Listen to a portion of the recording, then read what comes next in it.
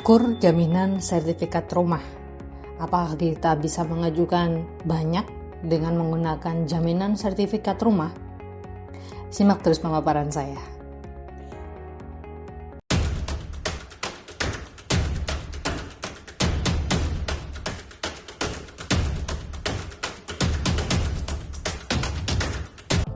Baik teman-teman, untuk teman-teman bisa mengajukan pinjaman di Bank BRI, khususnya KUR. Ini memang sekarang ini teman-teman diwajibkan untuk menggunakan jaminan. Nah, jaminan apa yang bisa diajukan untuk teman-teman bisa di ACC penggunaan pinjaman KUR BRI-nya adalah ada dua teman-teman. Itu ada benda bergerak dan tidak bergerak. Nah, jaminan yang bisa digunakan itu jaminan bergerak dan tidak bergerak. Apa itu? Jaminan yang bergerak itu seperti BPKB ya teman-teman. Baik itu BPKB kendaraan roda 2 atau lebih dari 2. Ya. Kemudian benda tidak bergerak itu misalkan sertifikat. Sertifikatnya ini meliputi sertifikat tanah bangunan ataupun sertifikat dalam bentuk hal misalkan tambak dan lain-lain. Nah, di kesempatan ini saya akan membahas tentang gimana sih cara mengajukan pinjaman KUR BRI dengan menggunakan sertifikat tanah. Nah, teman-teman, kalau teman-teman mungkin sekarang ini sedang membutuhkan pinjaman di KUR Bank BRI tahun 2024 dengan menggunakan sertifikat tanah, maka hal yang harus teman-teman siapkan apa saja sebelum teman-teman mengajukan pinjaman KUR BRI dengan menggunakan sertifikat tanah. Nah teman-teman, ada dua hal yang perlu teman-teman ketahui agar teman-teman bisa di ACC penggunaan atau pengajuan KUR BRI tahun 2024 dengan menggunakan sertifikat tanah ya.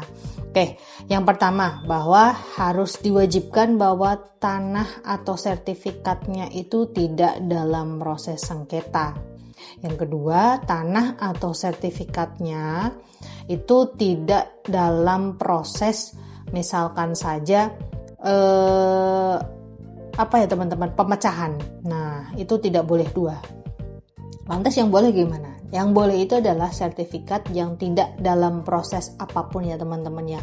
Tidak dalam proses simpan pinjam di bank lain ataupun dalam proses perkara baik itu pidana ataupun perdata, itu tidak boleh. Nah, sekarang gimana sih step-step untuk teman-teman bisa mengajukan pinjaman KUR BRI tahun 2024 ini dengan menggunakan sertifikat tanah? Oke, yang pertama, syarat KUR dulu ya teman-teman ya. Berusia minimal 21 tahun atau sudah menikah.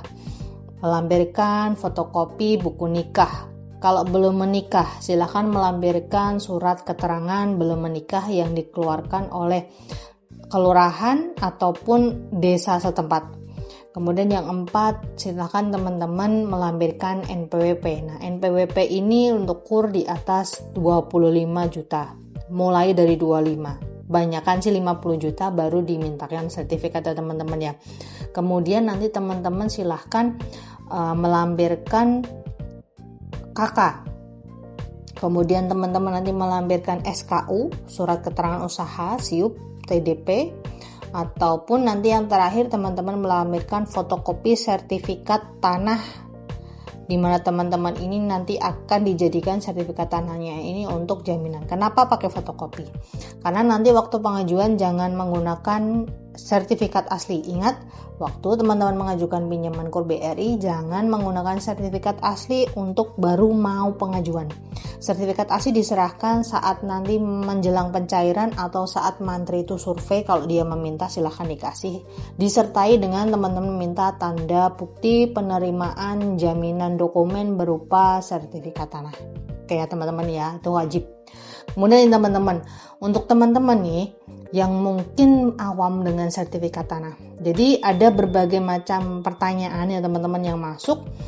Bisa nggak sih kita menggunakan sertifikat tanah orang tua?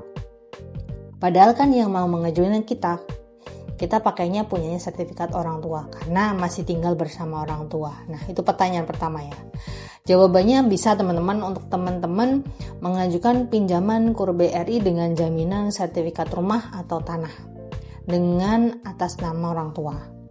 Tapi nanti waktu pencairan ada yang namanya orang tua itu harus diundang ke Bank BRI untuk tanda tangan persetujuan bahwa sertifikat tanah atau rumahnya itu dijaminkan. Oke ya teman-teman, ya itu clear ya teman-teman ya. Karena gini teman-teman, kalau misalkan nih teman-teman mengajukan bukan atas nama teman-teman, kan harus kita mengetahui ya. Dan bank itu pengennya semua transparan. Entah nanti dibalik itu teman-teman mau misalkan pengajunya ini misalkan teman-teman atau orang tua teman-teman, itu nanti urusan belakangan. Yang penting sertifikatnya ini nanti kalau atas nama orang tua, ya orang tuanya yang harus tanda tangan, walaupun yang mengangsur itu teman-teman ya.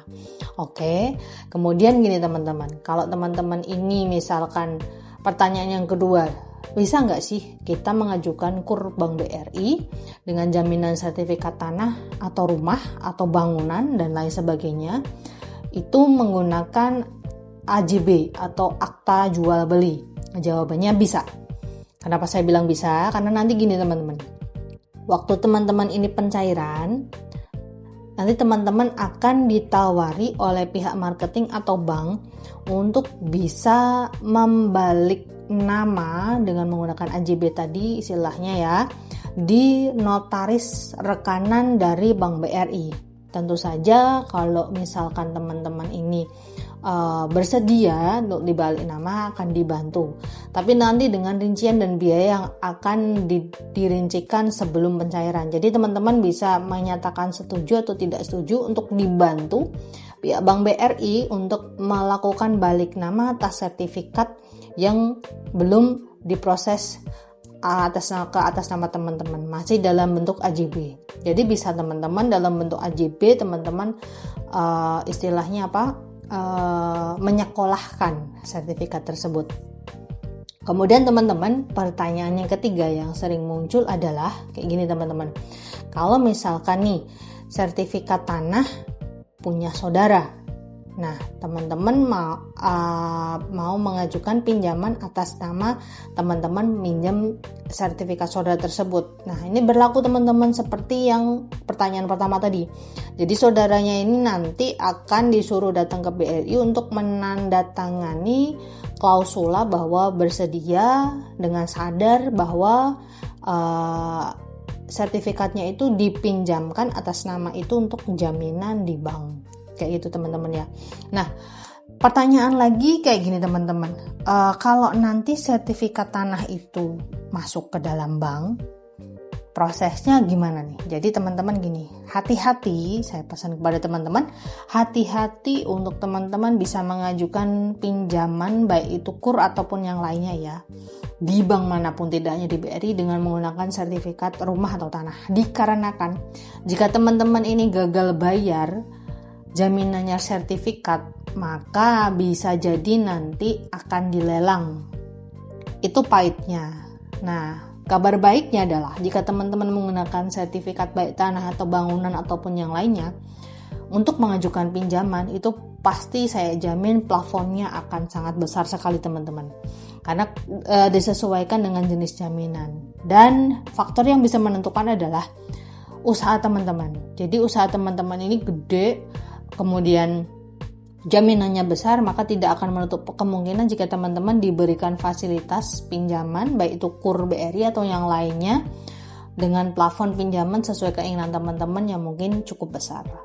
Ya, itu saja teman-teman informasi dari saya tentang bagaimana sih cara mengajukan pinjaman KUR BRI, Kupedes BRI, Kupra BRI dengan menggunakan jaminan atau agunan berupa sertifikat tanah atau rumah.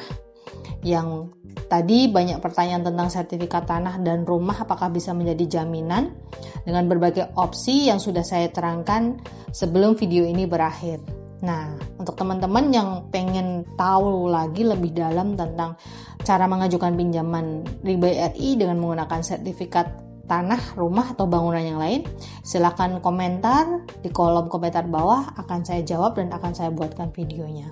Baik, semoga bermanfaat bagi teman-teman semuanya tentang pembahasan bagaimana cara mengajukan pinjaman dengan menggunakan sertifikat tanah.